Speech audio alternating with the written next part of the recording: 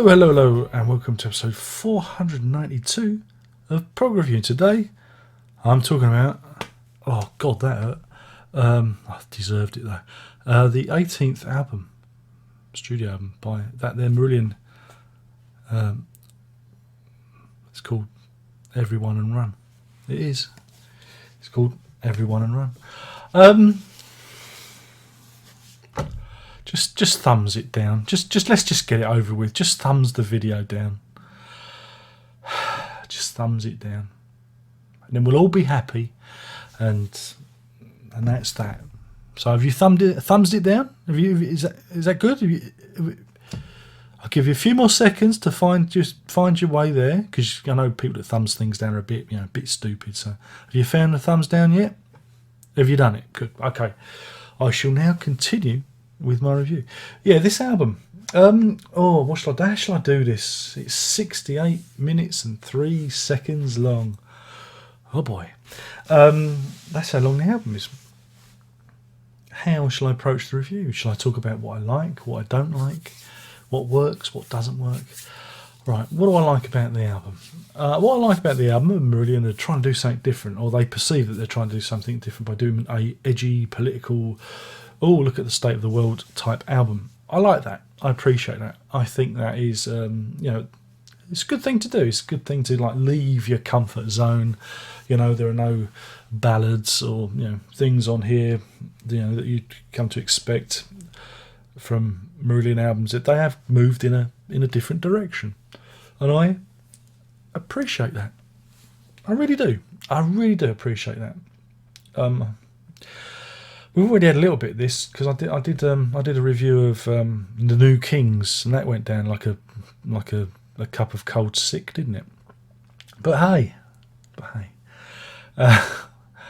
So I like that. I like the fact that they are spreading out, and I like the way that they are indeed looking at the state of the world, or state of this country.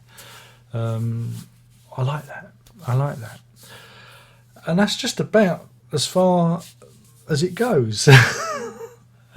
Oh God, it is just a fucking downer, isn't it? It's all misery and woe and that's nice. That's nice, but I like a little bit of light. I like a little bit of, there has to be light to create the shadows. If you can't just have shadows without the light, if you know what I mean. There's black and white makes grey, various shades of grey. The kaleidoscope of our lives.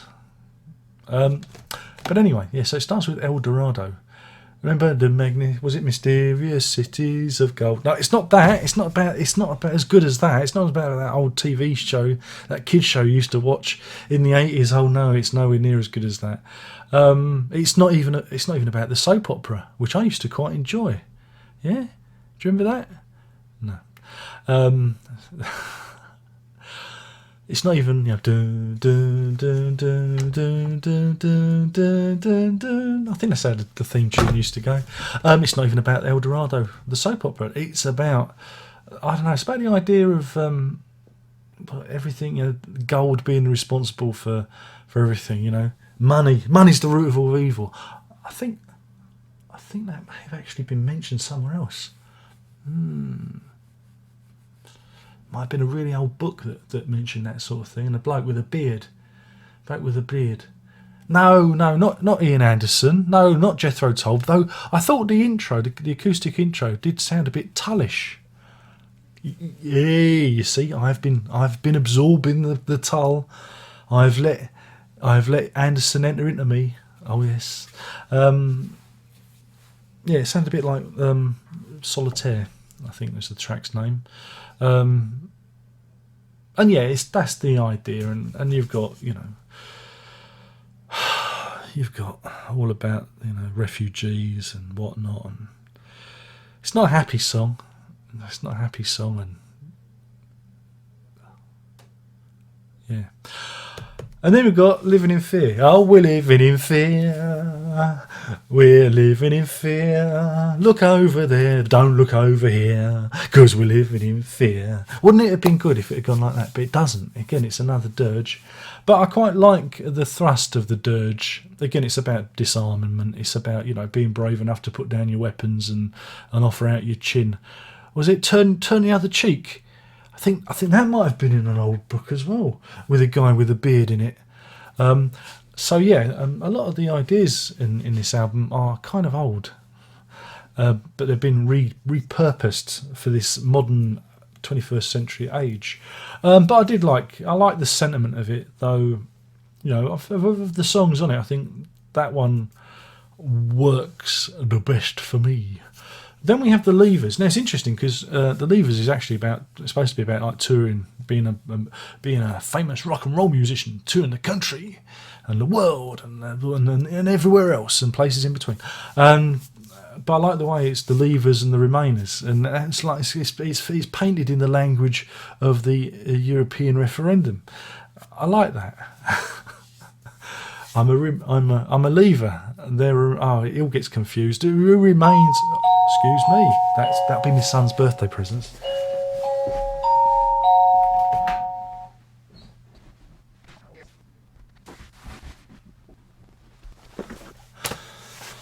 Yeah, but again, it's a sludgy old song, isn't it? About how terrible it is to be a rock and roller and travelling all over the world. It's terrible, isn't it? It's a terrible state of affairs to be in. White Paper, it did nothing. And then the New Kings, which is all about the New Kings. And it's about, the man, isn't it? It's about the man. Now, the man's been around he's been around for as long as time has begun. There's always been someone exploiting someone else. That is the nature. That is the nature of capitalism and every system that we've had. Whether it's the Egyptians and slavery making the pyramids, or it's the kings and the dukes and the fiefdoms that we had in England back in the day. People keeping people as slaves and pets. Nothing has changed. We think it's changed, but nothing has changed. And then back in the 60s, it was about the man and countercultural movement and like giving it to the man and breaking free of the capitalist chains. As soon as you step into the system and get a job and settle down and get a mortgage and pay the bills and pay your taxes, it's all part of the system, and you feed into the system exploits you, and blah blah blah blah. And that's basically the New Kings again, which is shooting fish in a barrel. That's what the album should have been called. But yeah, so I've already talked about that one, and yeah, the thing is there are bits of this stuff that it's obvious and I agree with, and there's stuff here that politically that I'm aligned with, and there's some other stuff that I'm not aligned with. Again, this thing about not being proud of your country, I'm incredibly proud of this country and the people that live in it. I'm proud that people want to come from all over the world to live here. However, I don't think we should have an open door. I think everything needs control. Otherwise, things get a little bit chaotic. It's just common sense. We produce some of the most amazing culture and art in the world. Hey, even stuff like this is made in England, in Great Britain. And so I don't agree with Hogarth's, again, in the making of, he's there slagging off old Tony Blair again, and that gets a bit tiresome after a while, because you've got to remember that Tony Blair, although he led us into war, he was voted in, everyone in Parliament agreed with him. And okay, 1 million people may have marched, but the rest of the country looked on and yawned, and Tony Blair got in for a second term on the back of that. Wow. So and again, hindsight is a wonderful thing. At the time, there were many people that were in favour of Tony Blair going into Iraq. All right, that's a fact. That's what it was like. There were many people that, but hindsight allows you to change your mind, and that's a good thing. We should all be allowed to change our mind. We should all be allowed to change and grow. But it gets a bit tiresome with that old cliche being trotted out. He's a war criminal. Nobody talks about David Cameron destabilising Libya, and Colonel Gaddafi, who we were actually bringing in and using as an ally. I know these people are not the best friends to have, but as it's been proven, sometimes it's best to try and get the mad dog on your side, because they'll attack people who are worse than them, and keep them in check. But anyway, off the topic. So as an album, it is a bloody yawn fest of a stating the obvious. But again, I commend them for doing it. I wouldn't choose to listen to this. Gives me nothing. There's no beauty in it. There's no joy in it. It's just, like I say, 68 minutes, 3 seconds of misery. I don't need to. I can just look out the window. I can just read the newspaper.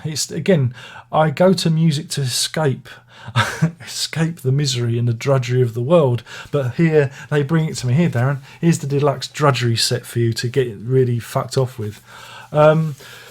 So yeah, I admire them for doing it, but don't do it again.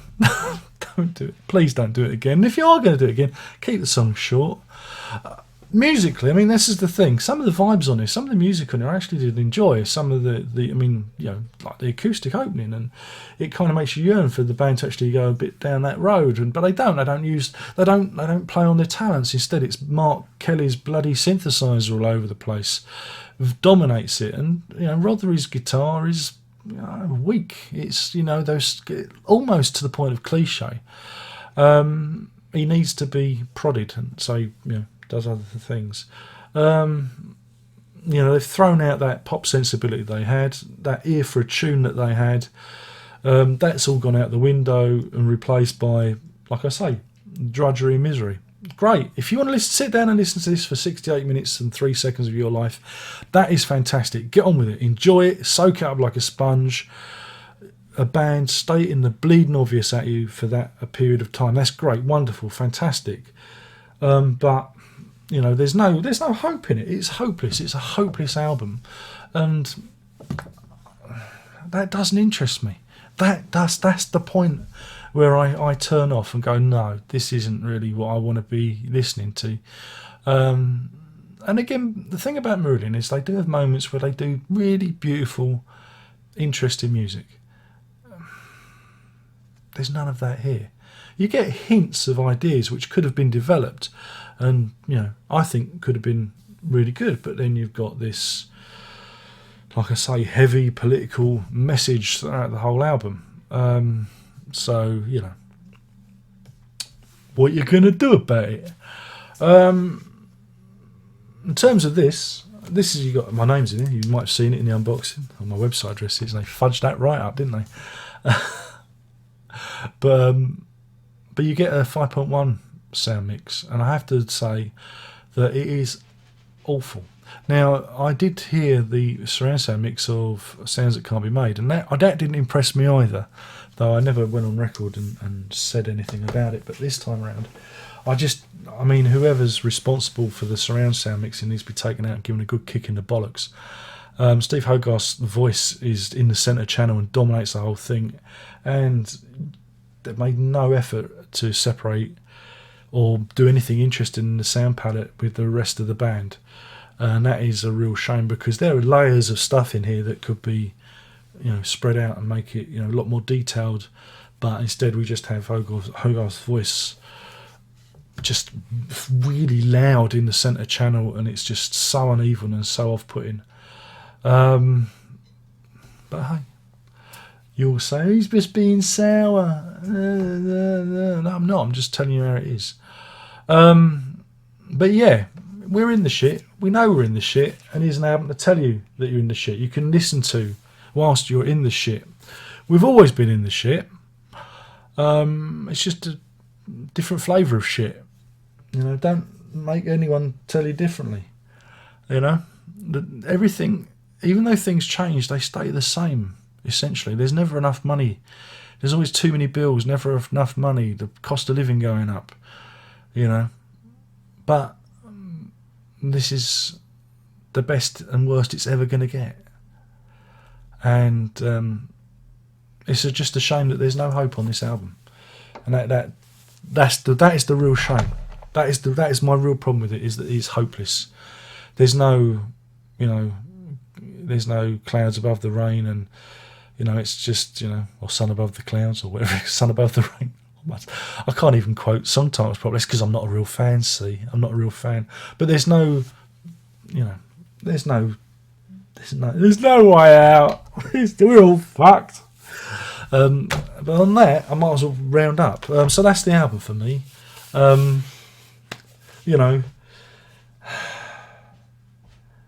respect it. This is the thing, I respect it. And I think it's good that they've done this. But it's not a record I want to listen to.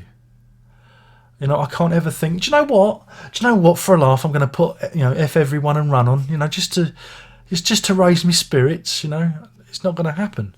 So I can't see why I'd ever, listen to this album again. There's nothing there for me. That's not to say it's a bad album. It's just, it's not an album I'd choose to go out of my way to put on. And, But if it changes people's ideas, I suppose in that respect, if there's a naive Marillion listener who doesn't know about the man, and how we should all be good Christians and turn our cheek and drop our weapons, if it gets them to think a different way, then I guess that's a good thing. But for this old fart, I don't need to be reminded just how shit my life is. I just got to look in the mirror every day, So on that, I'm giving this a solid three Remainers out of 5. That's 3 Remainers out of 5. Thank you for watching. My name is Darren Locke. Of course, give me all your money. Give me all your lovely money, because I'm a terrible e-beggar. I'm addicted to this cyber fame. I'm a cyber fame junkie, remember. There's links in the box below for the Patreon. Patreon people get extra clips and stuff, which is nice. It's nice for them because they support me, and that's really good of them. You should all thank them. You should give them a round of applause right now. There's also, you can check my music out, my terrible, inane, dribbly music at music.darrenlocke.com. It's fucking awful. Please, don't waste your money on it.